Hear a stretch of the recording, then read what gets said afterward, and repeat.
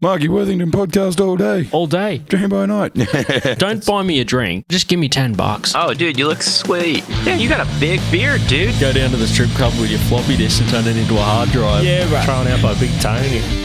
We're here to name names and make people feel more ashamed for shit that they're not proud of. Me and my best friend, Marky Worthington.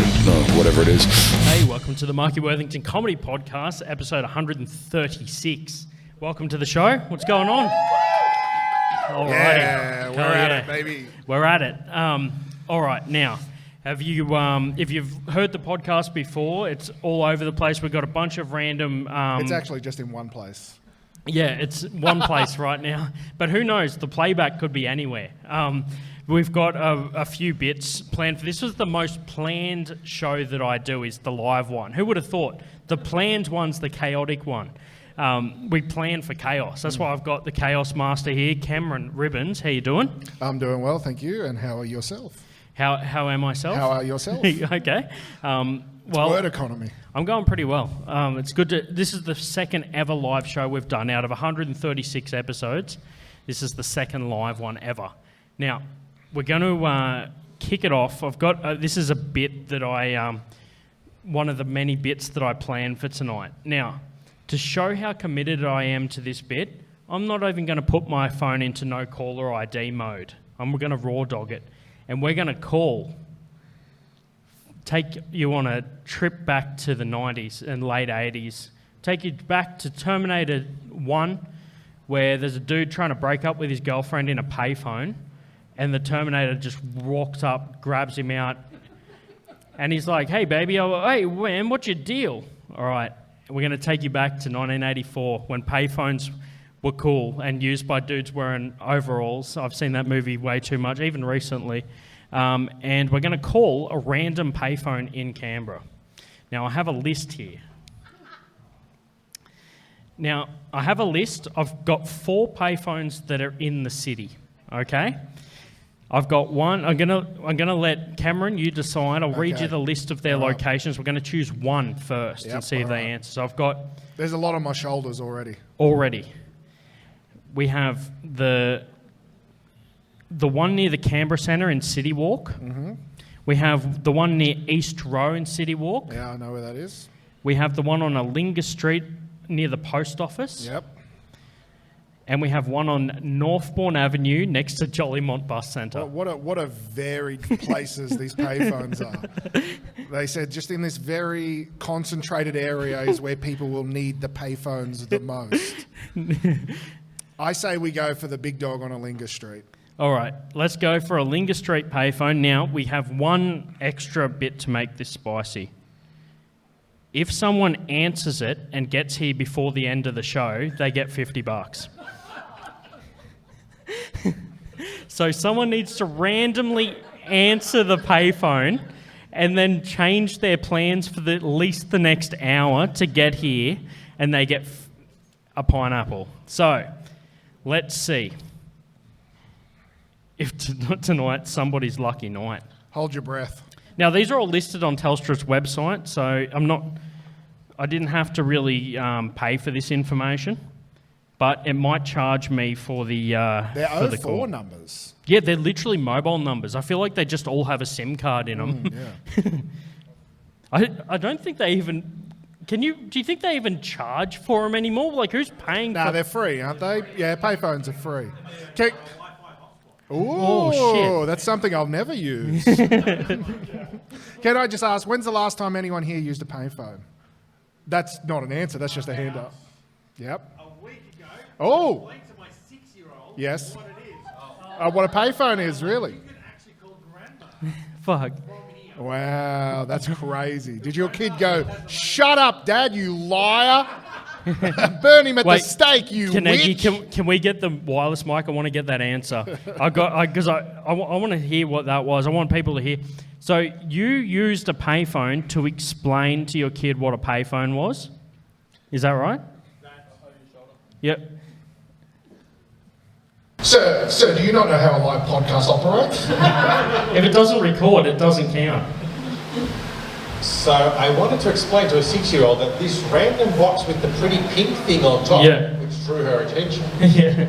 actually had a little thing inside that she could pick up, and if she pushes the right combination of numbers, you can call Grandma, because she's the only one who still has a landline Nice. that we vaguely remember the phone number for. Anyone else? Well done. Dude, Oh, that would have blew her little tiny mind. do you know, I went back to my 6-year-old self, and I was quite a little hustler. My old man never had any coins left laying around, and then one day he found them all under my bed. Yep. And then eventually I just started to lose storage, so I only took the gold ones. And if I take myself back to 6-year-old hustler me, I would just mysteriously ask you in this situation what a bunch of cash is, so that then you would hopefully show it to me. So can I tell you a weird thing, right? When everyone says they're going to make a call, right? That's what you do, right? Everyone goes, I got to make a call. But kids don't do that these days because they don't have phones like that. If you say to a little kid, you're going to make a call, they go like that. I'm going to make a call. Oh, I hate it. I wanted to punch my nephew straight in the face. I was furious. That's not a call. All right, speaking of calls, let's try this out. Are we all in on it? Yeah. All right. Now, the line's going to be, are you ready to earn $50 cash? Let's see what they say to that if anyone answers. All righty.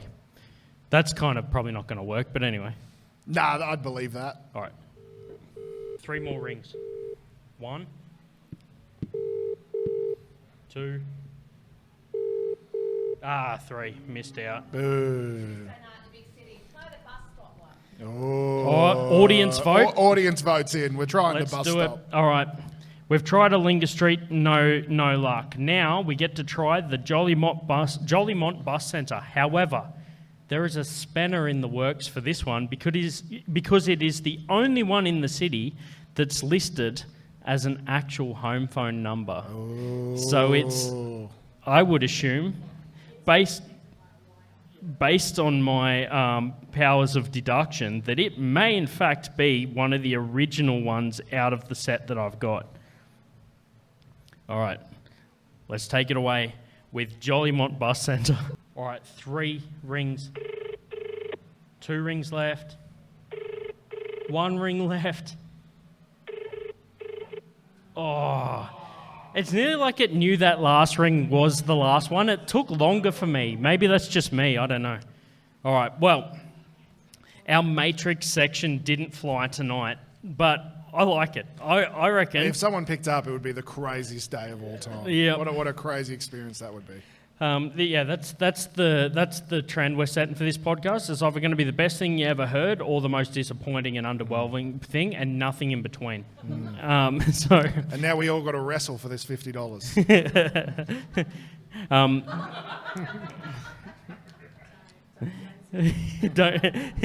Cameron's already making the crowd rowdy. Fucking, it takes He you was back. getting naked. Yeah. I never said anything about getting naked. He just said, that was off his own bat. He went, I guess we'll get naked and oily, and then we'll wrestle, I suppose. Fucking hell! Like he went from.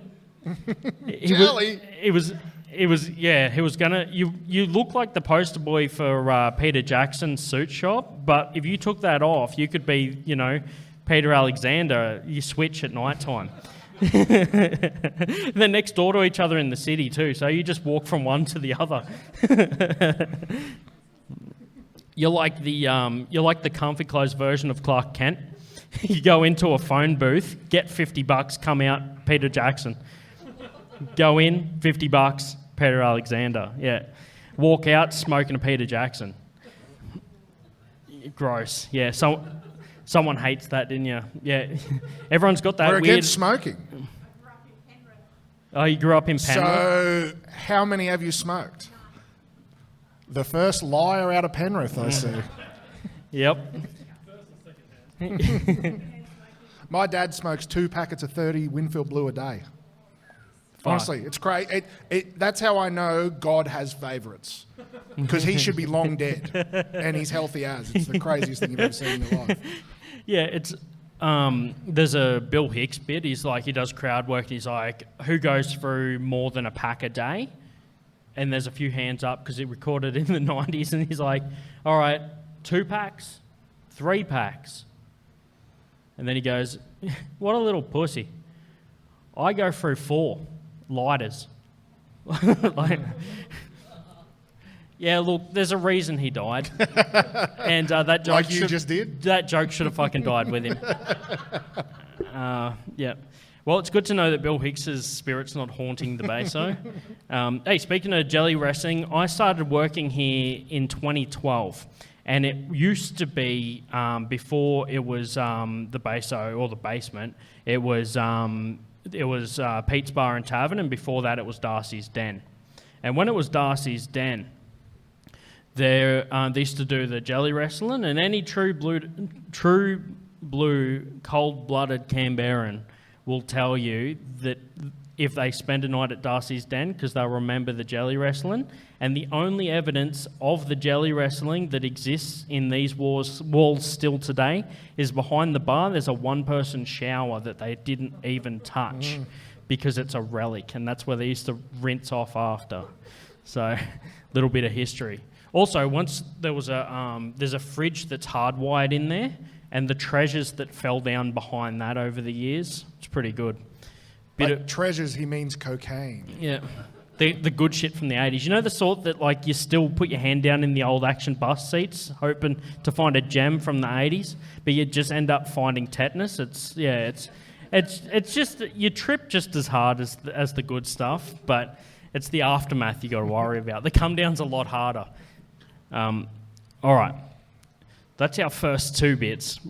Let's get into the next bit. So I have a segment that I have on the podcast. I don't do it for every podcast. Since we're pre-planned for this, it's time for a little segment I call Story Time. Come on, grab your friends. We're all... I already forgot this one. Okay. The fun will never end. It's... Story time. There we go. Alrighty, well... I'm riveted. I don't know about you. How good was that? Yeah, that was just me and my buddy Trent trying to sing the happy intro to Story Time. Now, as a guest, you have come prepared with a story. Now, the story I chose for this one is kind of off the back of one of the ones I did with Kai, which we called our Quentin Tarantino moment. No, Gran Torino moment. There we go. Yeah. Not that far different, to be honest, depending on how you look at it. One of them is a great car. The other one is a great producer. One of them is a great producer of greenhouse gases. The other one's a good producer of movies. I don't fucking know how you want to look at it. But yeah, Gran Torino moment. There's a scene in Gran Torino where it just says the roughest shit that comes to mind. So, in light of that, what is the theme is, what's the roughest thing you've ever heard said to somebody? Yeah. There's a lot of ways you can go with this. Now, there's a couple of ladies in the crowd. No, fair dinkum, it's pretty bad. We're not used to that in the crowd. Yeah. Nah, but I was. This is rough in a kind of the way I thought about it in my own brain. I was with my mate when his dad told him he wasn't his dad, but he didn't know. It was pretty funny for me. He cried and he cried. And I said, yeah, that guy's not your dad. And you've grown up with him for 15 years. What a loser you are. Yeah, so anyway, and he'd known about it the whole time. The mother had an affair, out of wedlock, essentially, and had my mate, Matthew. And then they got back together and obviously had maritals at that point. So then it was kind of like, is this kid mine? Is this kid not mine for a long time? But they did a DNA test when he was I think they said he was 2 or 3 or whatever. And they said, well, this isn't your kid. And his dad went, well, that stinks, doesn't it? And he just stayed with her for the whole time. And they just said, what are we going to do? Just say, I'm his dad. And you would kind of think you would be okay with that. He's your dad, right? You've grown up with him your whole life, so he is your dad. But he did not take that well. He was furious, just like me with my nephew. I was like, And he tracked down his real dad, and his real dad was dead. And he cried, and I laughed again, and I laughed again. I'm like, yeah. I was like, yeah, he'd do anything to get away from you, mate. What a smart crowd. Uses the actual term for bastard. And it's like, technically, yes. He never talked to his dad again. Like his dad. He did well. He was furious. He holds a grudge really well. Holy fuck. Yeah. So that was pretty fun. That was. I need to start vetting the stories.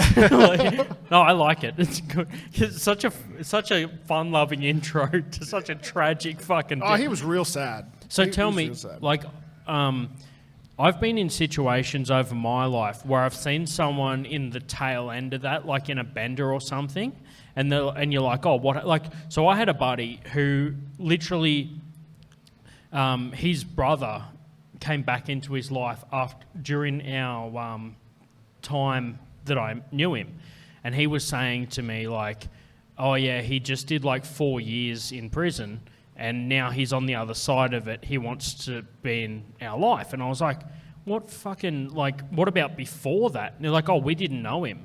And I'm like, well, how does that all fit together? And he said the reason that he was in prison is kind of the reason that they found out about him. So it turns out that he was his half-brother that he never knew about. He found out that his dad wasn't his real dad and went into like a spiral, and they found him with a saleable amount of drugs and put him away for 4 years. Now, the funny thing is, it was for personal use, it was just a saleable quantity. So he managed to get away with less time. And that's when he eventually came back, sobered up, was introduced back into the family. Funny thing was, while he was in prison, a random came up to him that he thought was his cousin is now his brother, because he's thought was his uncle is now his dad. So while he was in, he met up with his actual brother. His brother was in there for just petty theft, and he was like, no, I'm doing good cushy prison time because I'm in with all the dealers, so I'm not about to hang out with petty theft people. So he had to, upon meeting his brother, who he thought was his cousin up until a few years prior, had to prove himself by punching him in the face in front of everybody and then being like, sorry bro, but you know why I had to do that? Used the word bro for the first time and actually meant it, just like the bastard. So tell me, knowing that, did that set a spiral? Yeah, he was a bit weird for a little while. You know, all of a sudden he had father issues. That was crazy because he had a dad. I'm like, this guy, you know, that I knew. He started doing stand-up comedy. Yeah, his Uncle Ron, you know. I just had to start calling him Ron. It's crazy. Yeah, and he was fucked up for a fair while. Then it was later on. He didn't turn to drugs or alcohols. He just started playing Dungeons and Dragons a lot. Oh, shit. Yeah, like he just started like every day playing Dungeons, like. Of course. Yeah, it was every day. And like, he asked me all the time, he's like, hey, come on these campaigns with me. I was like, mate, I've got a job. Like, I've got a life and a dad, remember? I've got my dad to hang out with. He's like, yeah, he wasn't talking about Dungeons and Dragons. He was just trying to get you in on a quest to find his real dad. Yeah, just to find some happiness. It's like, yeah, look, we're going to tell people it's Dungeons and Dragons, but we're going to Western Australia for 3 days. Yeah, he just played Dungeons and Dragons and just become like a, what's it called, like a dungeon master. Hell like, yeah. That was his... And then he started doing that for a job. You know you can do that for a job? Fuck. Like, people pay you. People say, like, I'll pay you $300 to come run our... orgy. Campaign. Well, they're not far off. They're not. Board games are a stepping stone. They're the gateway. You should see me and my family orgies. around Monopoly. We're like him. We're like, strip off. Here we go. Yeah, it's not a game of Monopoly at Cameron's unless it looks like you've been playing strip poker. I guess by I'll the go end. to jail.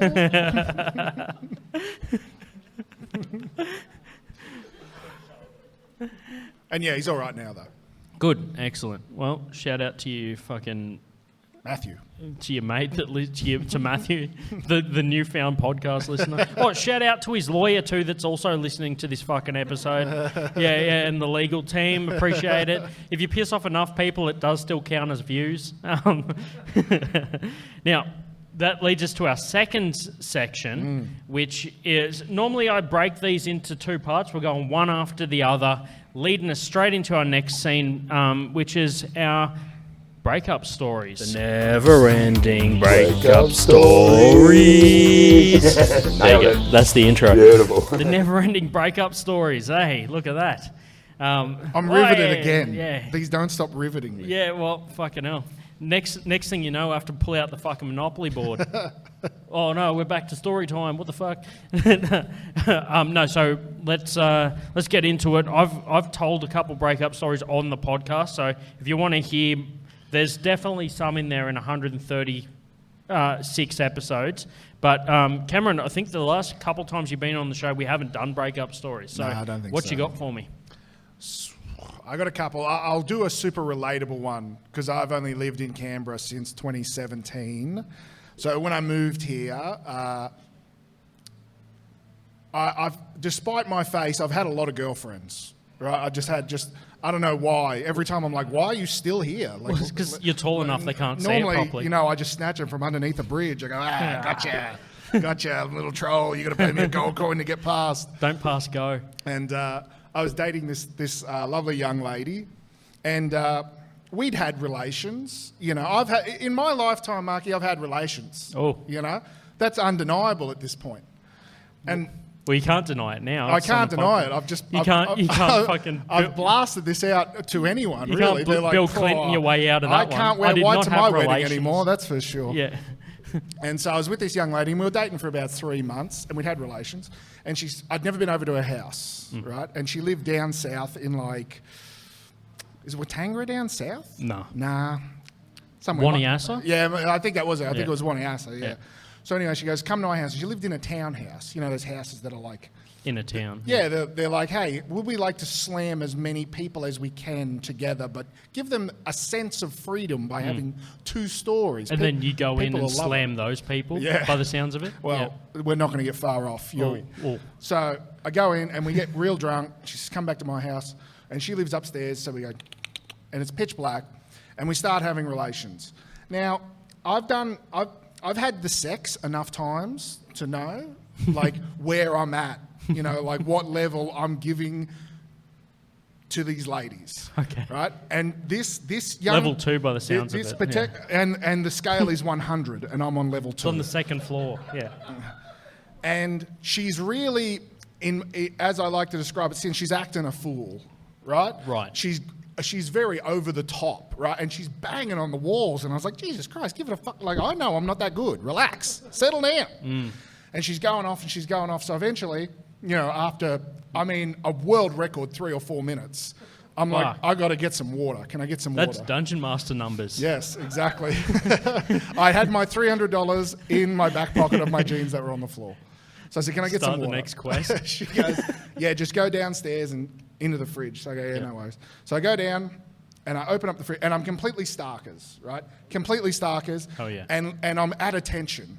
Right. I'm still ready to go for the next 3 to 4 minutes, and then I've got to leave and apologise and leave.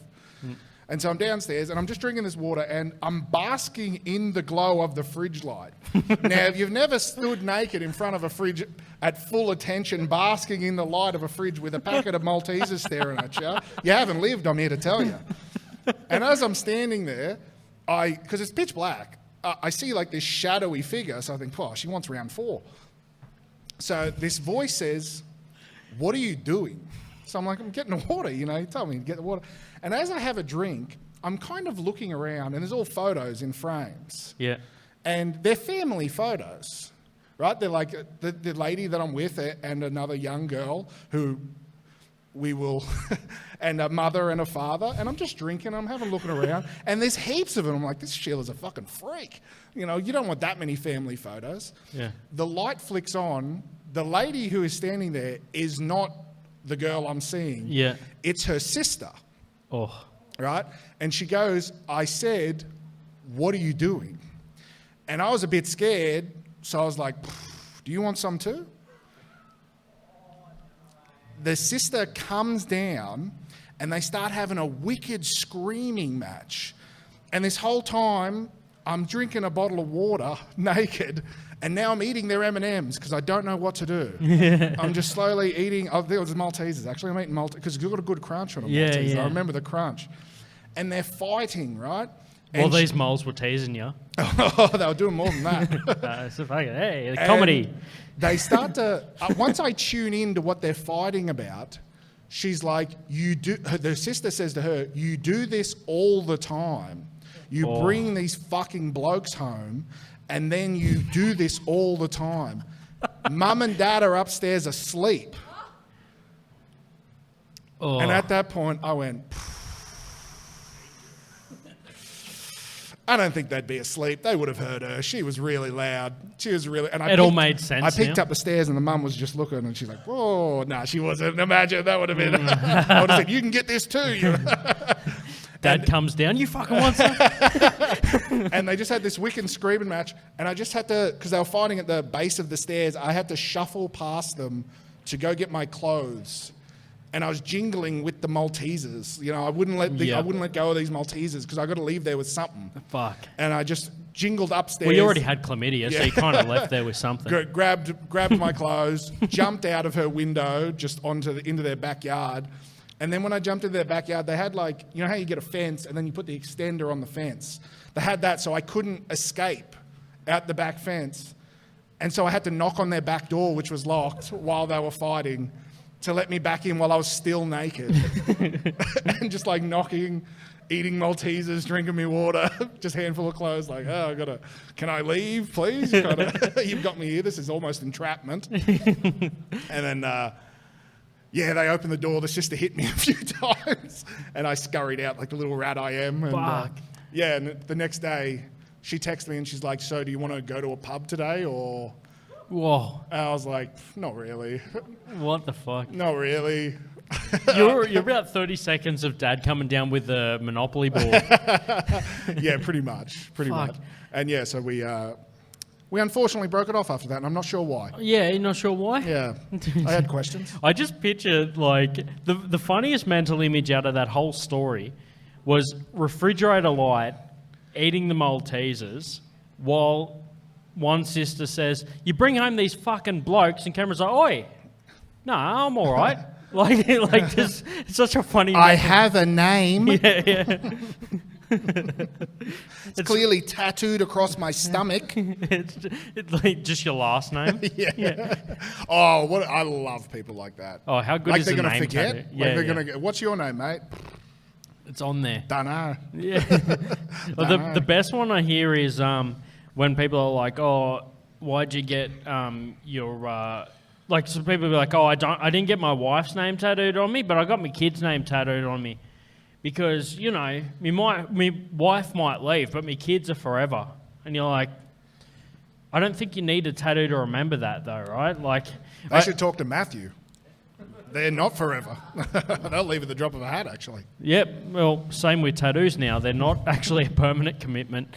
How many of those Instagram models you see that are like... I don't see any of them. Okay. I have a lot of Christian content. Righto, Malteser boy.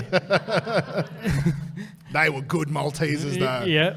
Like, they were in the fridge and they were crisp, and it was the big family pack, you know, the Yeah. big long box of them. Yep. Well, there was a family that was living there.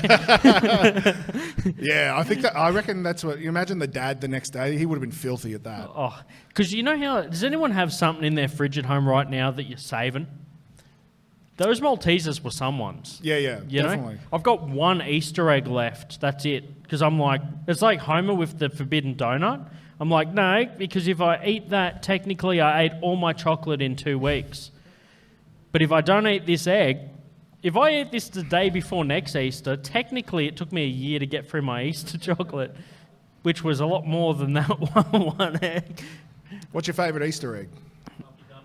Humpty Dumpty's not bad. That's a classic, a Humpty Dumpty. Yeah. Well, that's what Cameron did. He humped and then she dumped him. I dumped her once she dumped me. Yeah. Out the front with your clothes. Yeah. It's the first time you've ever been actually dumped, as in your stuff's been handed to you. And like, I tried to get in the Uber naked. When I booked the Uber to get home, he turned up and I was like, oh, hey, mate. And he's like, what the fuck are you you just doing? kept saying it. You're like, do you want some? Like, you felt like a fucking, like my auntie at a party with the salad before she puts it away. He's just walking around with his dick out. You want some? Anyone? Before I put it away? No salad? Okay. There's a few possums on the loose. Yep. They were too fast. Yep. That's how the flashlight. No, let's live in it. The flashlight was invented that night. Turns out all you need is it fast starts with marsupial. an empty packet of Maltesers and a lot of regret. Let's never forget this night started with cigarettes, Yep. and this is where we've got to. I think that we're doing well so far. Yeah, it's like a game of Flappy Bird. We were started to go down there for a second, but we're still keeping it between those fucking little Mario things that they stole from Mario.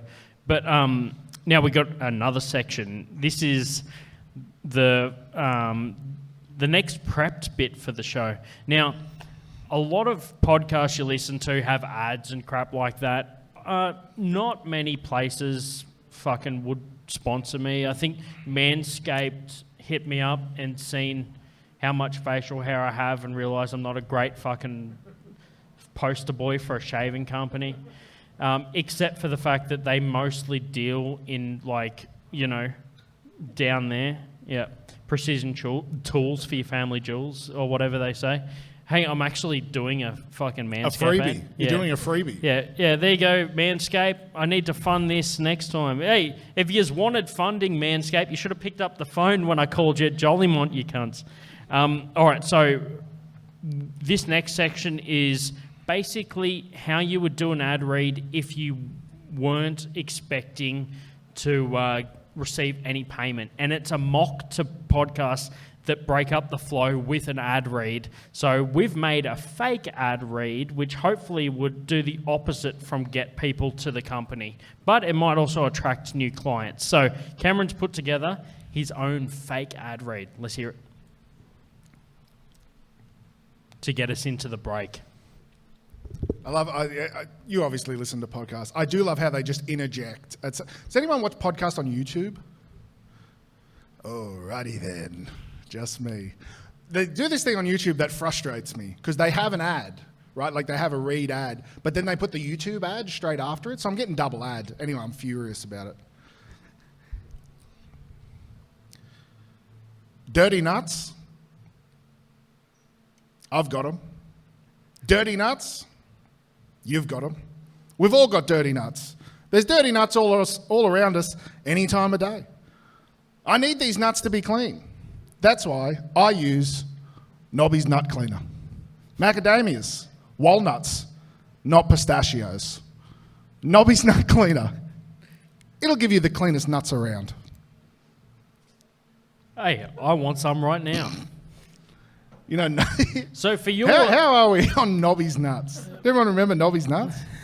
I love Nobby's Nuts.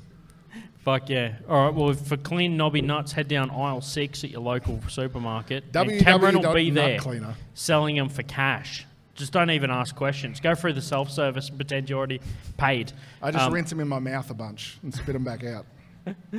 All right, that's going to take us into our break. But before we do that, I get to announce I actually have a bar voucher, which is good for one drink. So leading into our break,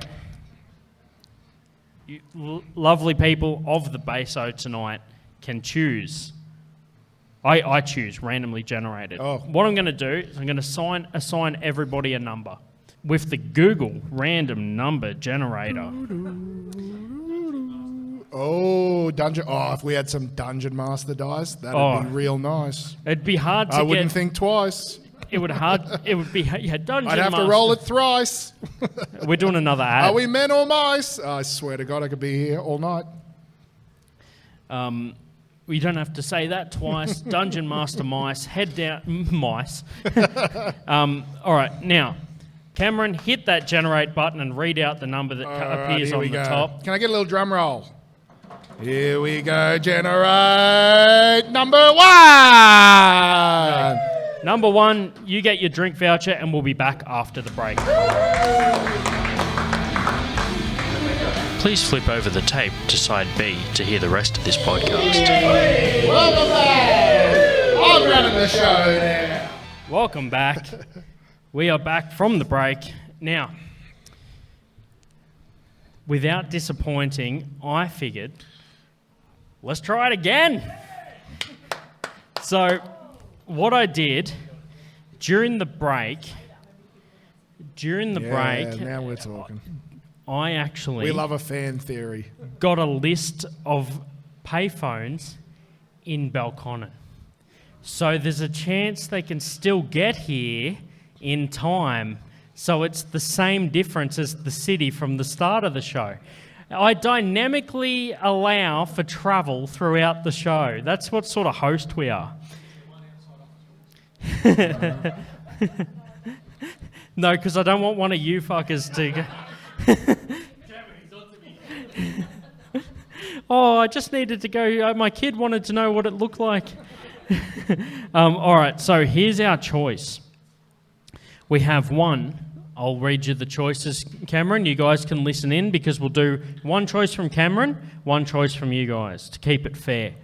Now, our streets are, the first one is on the corner of Howie Crescent in Emu Ridge.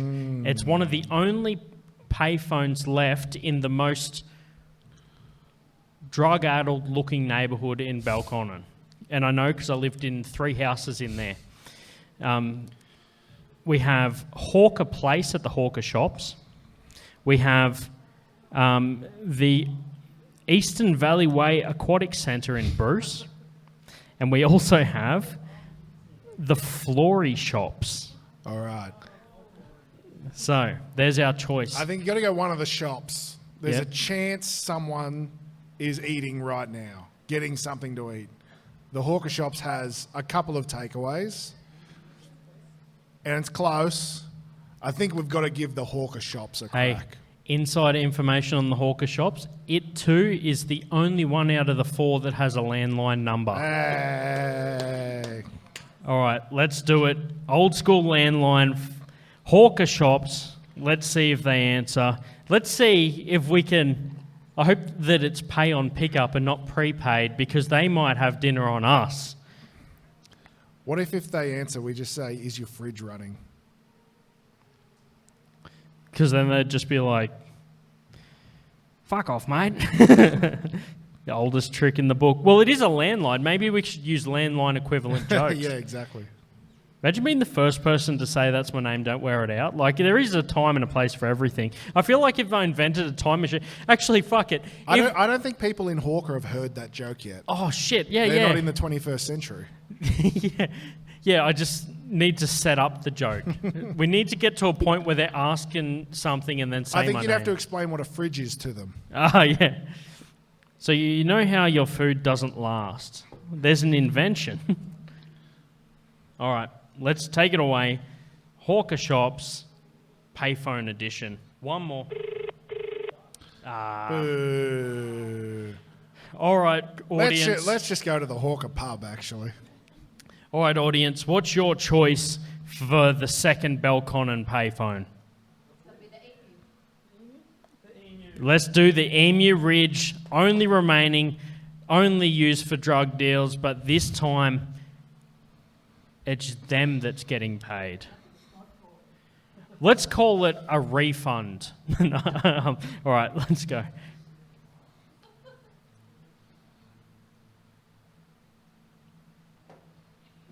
Ready to call. So I lived in 3 houses in Emu Ridge, and it was made up of housing commission and privately owned places that were rented out. So there was a mix of people that were trying to afford a place outside of Emu Ridge and people that were profiteering from stealing from the people that were trying to get out. But it had what I like to call honest crooks. Like they wouldn't break into your car to steal anything, but if you left it unlocked, they would. Like, just to teach you, look, I'm not going to make you replace a window, but, it's like a cautionary dad tale. making Yeah. you smoke the whole pack of cigarettes. He's like, well, you did this, actually. This is on you. Yeah, it's like when your dad says, you live in Penrith now, you have to do this. You know what I mean? That's the rule. All right, a very different experience. You can just be like most people and pretend you didn't smoke and hope that your parents catch you so that you're good for a free pack of smokes. That's the thing. Or you can say, hey, Dad, I wondered what smokes were. And he goes, well, let me show you, son. And it's good for a free pack. So let's get into it. Emu Ridge, payphone edition. 2 more. Can it be the last one? No. Emu Ridge is saved for another live podcast. Oh, are they going to be filthy when they watch this back? I could have had $50, For them to but see I was this, just out there smoking crack like an idiot. for them to see this episode, I'd have to put it on a flash drive and leave it in my car in Emu Ridge unlocked, and then they would watch it back. Yeah, that's it's good that even a crackhead wouldn't just put an unsolicited flash drive into a device. Into They're a- like, into nah, a that's how you get stolen MacBook?" viruses. Yeah. They're like, yeah, but I care about the person that's going to buy this from Cash Converters. I've got a good reputation of giving them good quality stolen goods. Has anyone been to Cashies recently? Look at that fucking shop at Peter Jackson. Do you think that they've been to... I went to Cash Converters when I was living in Emu Ridge. I had to get rid of all those hot goods that I found in that car. And I think that there is regulars that get better deals on shit because they're like repeat customers. So like I went for a phase and bought every Guitar Hero game there ever was on the Xbox with the Xbox guitar and a stand. And I went in there once that Hyperfocus had run out and there was no more dopamine left in that collection and thought, I wonder what I'll get for it. It only cost me like $250. I go in there and they were like, no, we're not really looking for this sort of stuff. And I'm like, well, come on, man. Like, surely it's worth something. And he goes, I'll give you $15. And I was like, trying to act like that I wasn't going to take it. But then I had to think about carrying it all back to my car. So I was like, I'll tell you what, man, you drive a hard bargain, let's do it. And as I'm getting written up for it, showing my ID and shit, some dude comes in and he's at the register next to me. And he literally pulls off his belt. I know I still flinch, like, just from PTSD. But didn't know if he was going to slap me or fuck me. But he puts the belt up on the fucking counter. And it's literally just like like it didn't have like a golden buckle or anything. It was just a standard belt that had been worn. And he goes, what do you reckon? And the guy goes, that's good for $20. And I'm just like, fucking what? With a pile of shit. He's just literally walked like he was holding his pants to get out. But he had $20 in his pocket. What they're telling you is you look more like a crackhead than a crackhead. Dude. Because they're like, this guy will just take $15 for one hit. Yeah. Hey, I tell you what, one thing is, my shit might have looked stolen, but a belt, at least you know that was his, right? I tell you what, it'd be funny. They should have given him the $20 in 5-cent pieces, so his pants fell down as he was walking out. Because like these pockets would have been so full, but no belt to hold him up. Catch 22. All right. Fuck. I think we've wrung out the Cash Converters bit, but leads us into our next part of the show, which is, and this is one that I actually prepared for this as well. I didn't set a theme with this. I let you just go wild with whatever. This is a section of the show where we find our favourite online reviews, no matter whether it's an establishment, a product, or any kind of online reviews, and read them out on the show. Let's kick it off. We cook it. Still talking about math. Let's cook it up with your online reviews. What do you got?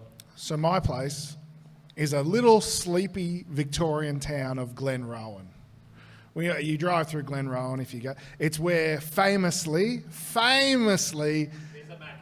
there is a Macca's, which the southbound McDonald's has my second favourite review of all time, and it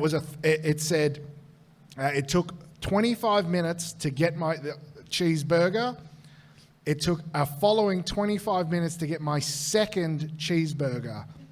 Oh, and by the way, your sign is on fire. And then it had a photo of the big golden arches on fire. 3 stars. And that was one of my, I read that and I was like, at least, he didn't really hold that against them, that their sign was on fire. But my favorite review of all time, which I was trying desperately to find, but I couldn't find, but it's for the Ned Kelly Museum, also in Glenrowan. So I've got one here that's my second favorite, but my first ever favorite was this person. I can still kind of remember it. And it said, went to the Ned Kelly Museum. First thing that happened is the old man who run the museum cracked onto my mum. Then he said, oh no, wait, she's Asian. Never mind. Then he doubled the ticket prices for us to go in. 3 stars.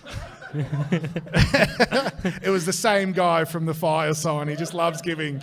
He's a big 3-star guy. Dude, that's a fucking high rating for that experience. It must be really good at the Ned Kelly Museum. So if you go through all the reviews of the Ned Kelly Museum, right, almost all of them say it's 2024 or it's 2024 or it's 2025.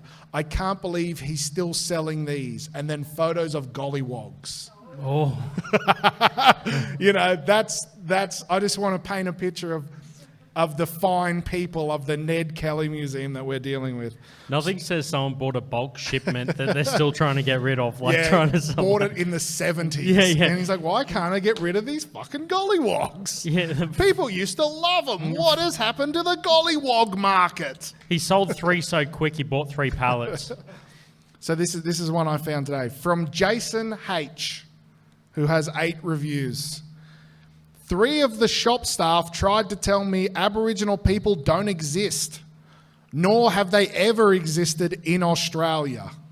Not sure about other places in the world. That's in parentheses.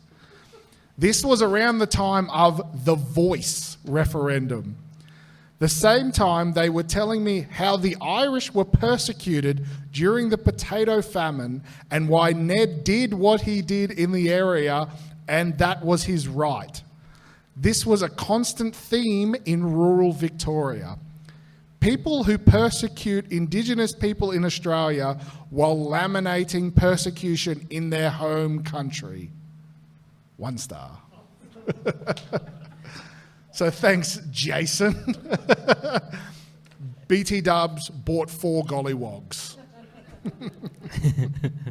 You can't beat the markup on the market on those. They're like Beanie Babies, but racist. Oh. The market's got to come back soon. That's.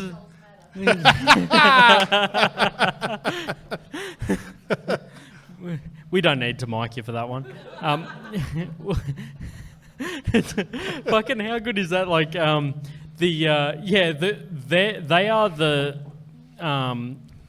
the Nazi memorabilia of the Cabbage Patch Kids. Did anyone have a gollywog? Oh, right. Dude. I've never said the word. I've just heard it be said around me a lot of times. I do listen to rap music. I've never smoked a cigarette. Yeah. I've seen 1 or 2, I suppose. I never had sexual relations with that woman. What was a Neville? Okay, hey. All right. Hell yeah. Now It's we're also- talking 3 stars. It's also my grandfather's name, you know. Only he would usually kick people out of the door. So I have a couple of reviews here. Now, I decided to go both ends of the scale. I've got a 5-star and a 1-star, and I want you guys to find the connection between the two. This is for a predominantly gay nightclub. Every time I go to the nightclub, I always meet the nicest girls. Heart eye emoji. I give the nightclub 5 stars. The staff are very nice, and 99% of the time, it's all good. 5 stars, but 99%. The only thing I don't like is the music. Please play more than techno. And could you do a ladies' night? Now we're talking. That would be cool. Cause, C-O-S, the other thing, I'm gay. That's going to be a great sound sample for someone. And I go there cause it's supposed to be a gay club, but straight people go there all the time, and I don't want to be hit on by men. Now for the 1 star. Wait, was he gay? Is that what he said? Was the gay in quotation marks? I'm assuming that was... No, I'm assuming that was written by a chick wanting ladies' nights because she's gay. She's a gay lady. Yeah. Right. But the heart eye emoji really sells it. But the 99% says never quite 100. You always leave them wanting, even 5 stars, just a little bit more. You know that's a guy. Right? Oh, That's it'd be a nice plant. if you had a ladies' night. I'm sure the ladies would enjoy that. And I'm just a humble lady. Maybe get some straight ladies in there. I don't know. It could be crazy. Now for the 1 star, and I want to see if you can make the connection between these 2 contrasting reviews. Being told my requested song was too gay for all the straight women in the venue made me leave the establishment instantly. This is meant to be a safe place for gays, not a straight girls or hens night. I can see why this place has such bad reviews. Yeah. Look, I should have opened the review section, should have closed on yours. Learn for that. Can we theorize what we think is the song? Exactly. It's too gay for a gay That's nightclub. That's why I chose that review. Too gay for a gay nightclub. Oh no, I think Vogue goes hard. I think people are into Vogue. Think. Ooh. Jesus Christ. Yeah, it could be that actually. Yeah. I feel like a woman. It's just Crocodile Rock. Like, this is too gay for us. It's the other way around. It's like the most hetero song you ever hear, but like they Working know, class man. they know that we're on the same. We're on the same track. Yeah, I feel like that's the truth, right? They know that the underlying message in that is this person's deeply closeted. Yeah. Hey, that makes sense. I think I don't know. I just hope they get some single ladies in there because I'm just a lady reviewing this place. I like the plant, Imagine that, like, for a comedy show. Wow, so many single ladies at the comedy show. Oh, no, we should have a single ladies comedy show. There's more people here than would turn up to that show. Yeah, so that's one of the things that you can get with the target demographics there. All right, let's hear it for all the single ladies at the comedy show. It never fucking happens, does it? Well, I'm still thinking about this too gay song. It's like if somebody left a comedy night and then they left a review. They're like, if anything, it was too funny. I laughed too much and I hated that. I had to leave. It wasn't fair. Yeah, it wasn't fair to all the other non-laughers in the crowd. I didn't pay enough. The non-laughers. Yeah. I hit levels of laughter I didn't know I had in me, and I feel attacked. Maybe that could be. I've come out of the joke book. All right. Now, this is our... This is the bit where now you guys can actually interact with this one. But as we get into it, you can choose, think about it if you want to do it. So you'll have a minute while we talk to think if you want to interact. And this is a bit that I did in the last live podcast recording with Kai Fei. What is the drunkest you've ever been? Let's hear the story for that. Do you guys want to go first? No, you have to. I go first. They're given time to think about it. Yeah. You know what? I'll give you time because this is a long story. This is a long story, but it's pretty all right. So I went on a trip with my cousin to Bangkok, Thailand, right? And I was the first of my bloodline to leave this fine country. So naturally, you do whatever you do whenever you're going to go on a long trip with your family, and you just get as drunk as possible at the airport. Now, here's what they tell you is, if you get so drunk at the airport, they won't let you on the plane. That's not true. What happens is you get so drunk at the airport, they'll put you on the plane and give you 3 whole seats to yourself because they don't want anyone else sitting next to you. And that's what they did. I was so drunk. They shoved me onto this plane. They give me 3 whole seats. It was the best. I was just laying, kicking back, just drunk as a skunk. But they said to me very specifically, you're not allowed to drink. No drinking on this flight. So I was like, that's a bit harsh. That's a bit harsh. So as they come around with the drinks cart, they come straight up to me. They're like, you can have some food. You can't have nothing to drink. So I was like, yeah, no worries. So it's like my dad, who I think is one of God's chosen few.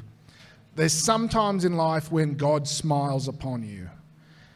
And they pushed a little cart up to me, and then both of the flight attendants just went either way for some unknown reason.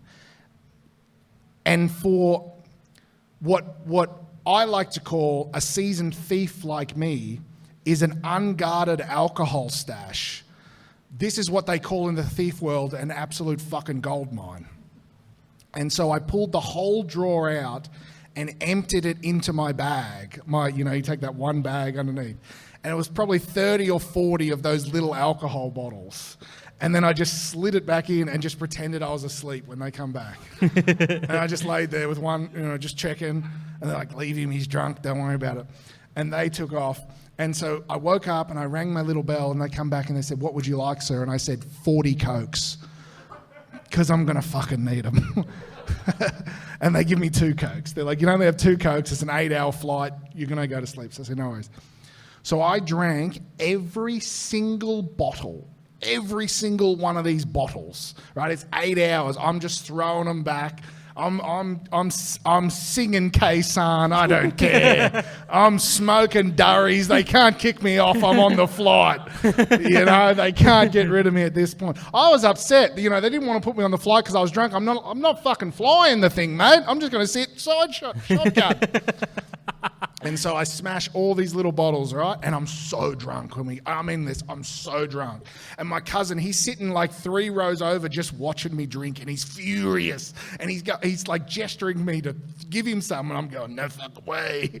So I get so drunk, get there. I didn't know what to do with the bottles, so I just shoved them all in my pockets, right? Because I'm drunk. And I've got to walk out like a human recycling machine, right? These plastic bottles are jingling, and I'm like, good day, my ladies. And out I go. We get out in Bangkok.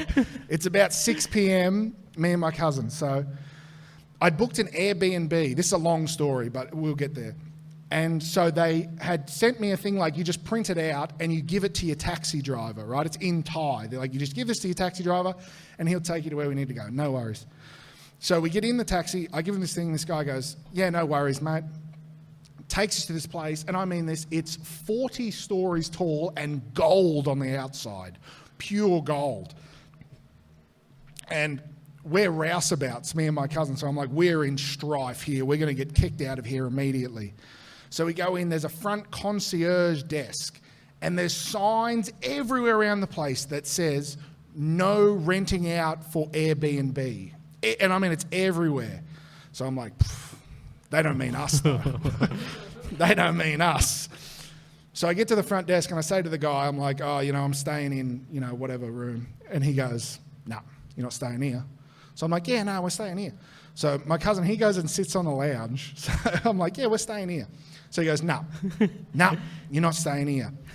So I'm drunk, right? And I'm furious. So I sweep everything off his desk. He had a landline, right? I just sweep it. I'm this drunk piece of shit Australian kid.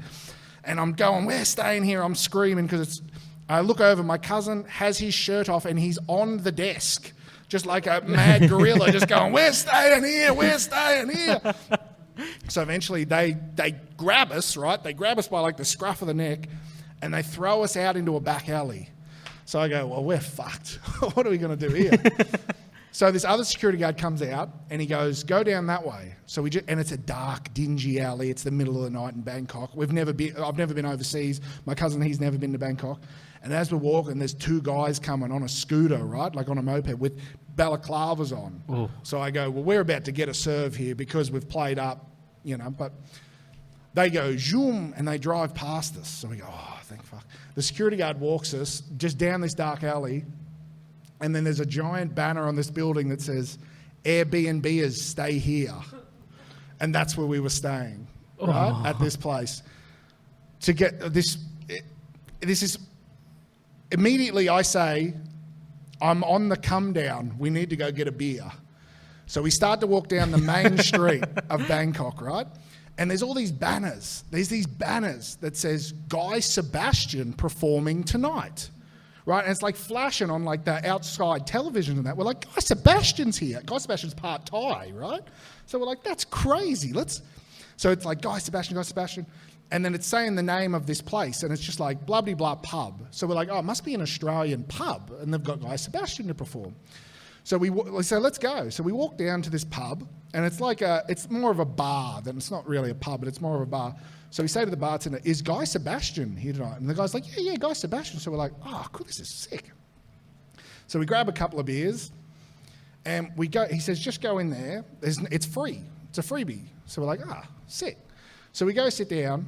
So, I mean, there's like 8 people in this whole bar, and out comes Guy Sebastian onto the stage, right? Now, I don't know. What year's this? Hey? What year's this? Oh, this had to be 2014 maybe, right, around there, 2014, kind of past the prime of Guy Sebastian. Yeah. So, now, I don't know if you've ever been 40 little bottles of Jack Daniels deep and heard Angels Brought Me Here, but you'll cry, right? You will absolutely cry. Especially if you're in a gay club. So he belts out his tunes, right, for like half an hour, and me and my cousin, there's 8 people in, including us. These 6 people don't even care about him. They're not even watching. So we're like, you're a bunch of dogs. This is Guy Sebastian. I voted for Knowlesy, but I still love Guy Sebastian. So afterwards, he comes over, right? And he's like, oh, what are you boys doing here? And we're like, oh, we just flew in from Australia, blah, blah. I stole all this alcohol. It was the best guy. I'm telling Guy Sebastian my whole life. And he's like, what are you doing tonight?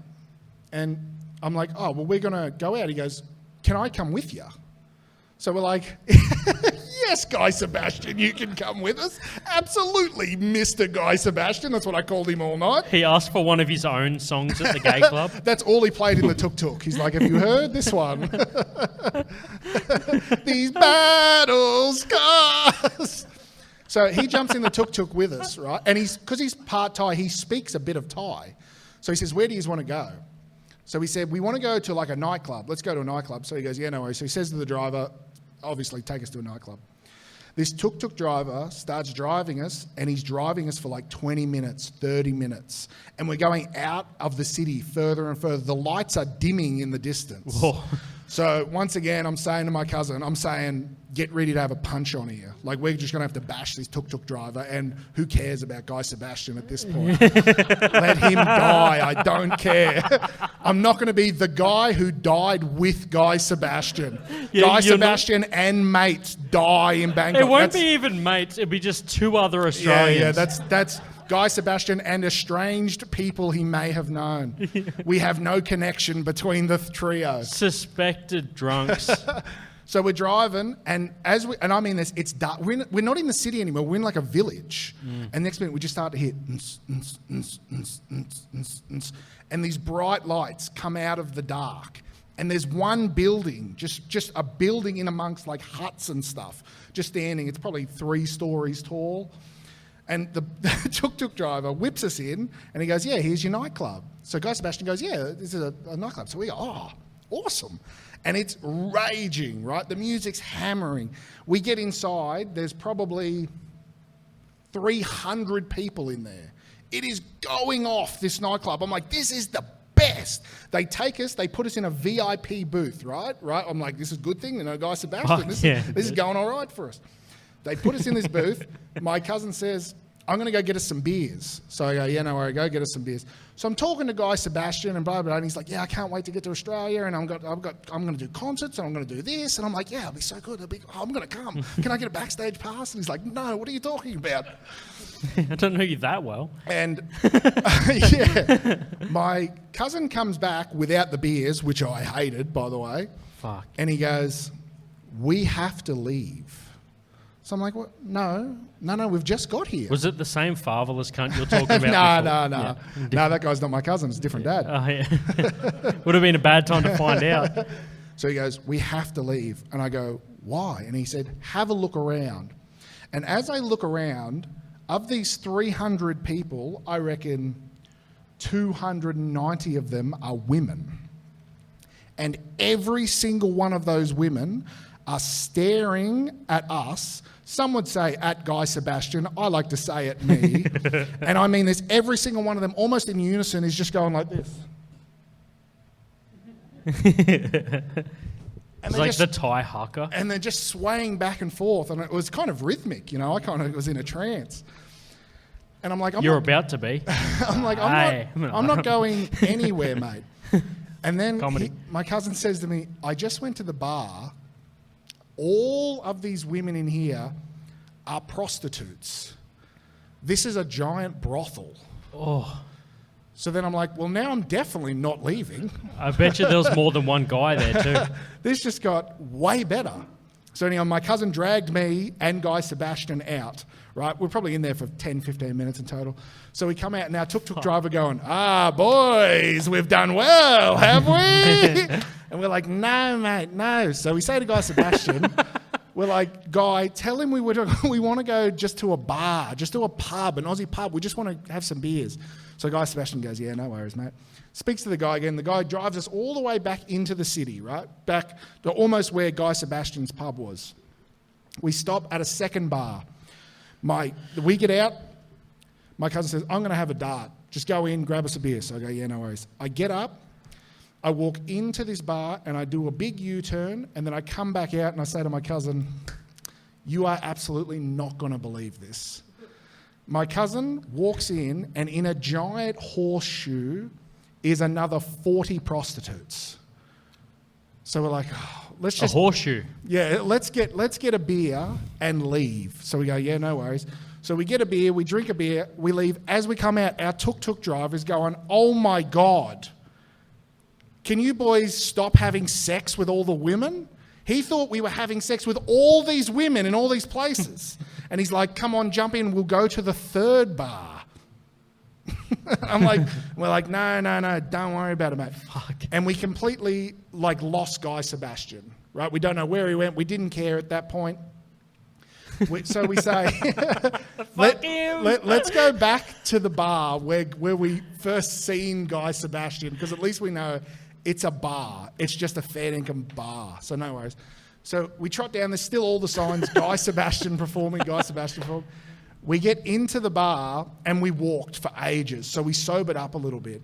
So when we got into the bar, we grabbed a beer, and I'm just sitting there and I'm so confused. We're in a foreign country. We've been to a bunch of brothels. We've met Guy Sebastian somehow.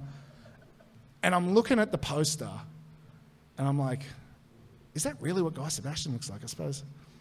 And then it said, Guy Sebastian impersonator, live tonight. And we had just dragged around some little Thai guy who had stuck an afro That's on his name, head. Thai guy? And he just took us to all his favourite brothels in Bangkok. And we were like, Jesus Christ. Fucking Guy Sebastian. Once I got home, I told everyone I just met Guy Sebastian. I didn't fill him in with the rest. But we go through our trip. We have a few more fun adventures. We go to get home on the flight. My cousin says to me, don't get drunk. Don't get drunk, because it's all right if you get drunk and they kick you off a flight in Australia, you can just go home. You don't want to get drunk and get stuck in Bangkok and have to pay for another flight. Sure. Like, yeah, right. So we don't get drunk. We get onto the flight and we're walking towards the back, and I see somebody sleeping on the 3 seats, and I'm like, he's done the trick, this guy. He knows the trick. So as we get up, he peels down the blanket, and it was fucking Thai Guy Sebastian. And he's like, boys, I told you I'd come to Australia. Yeah, and we just went and sat back down and flew back home. Fuck. Hey, that wouldn't have happened if it didn't start with the bottles of Yeah, Jack. exactly. Yeah. And I always, like my cousin said, you shouldn't drink so much. I'm like, it's pretty fun, actually. the unofficial- We met Guy Sebastian almost that one time. We almost met Guy Sebastian. I still reckon his name is fucking Thai Guy. I also met Vietnamese Shannon Knoll one time.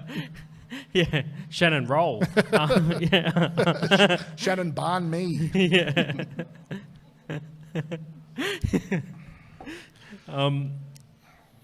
So that's your bit. You've had time to think about it, audience. Do we have any drunk stories? Come on, Jimmy Olsen. You must have met Superman one time. Yeah. Look, don't feel obligated to. We had last live podcast, a dude told his story, which was basically like started with a meat raffle and ended with getting drunk. So that's the bar for the audience. But yeah, look, how are you meant to follow that? Did you say the last guy? Because the last guy is Kai.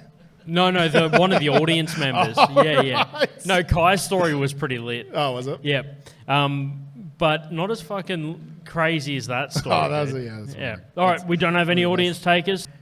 Let's wrap it up. Thanks everybody for coming out. This has been great.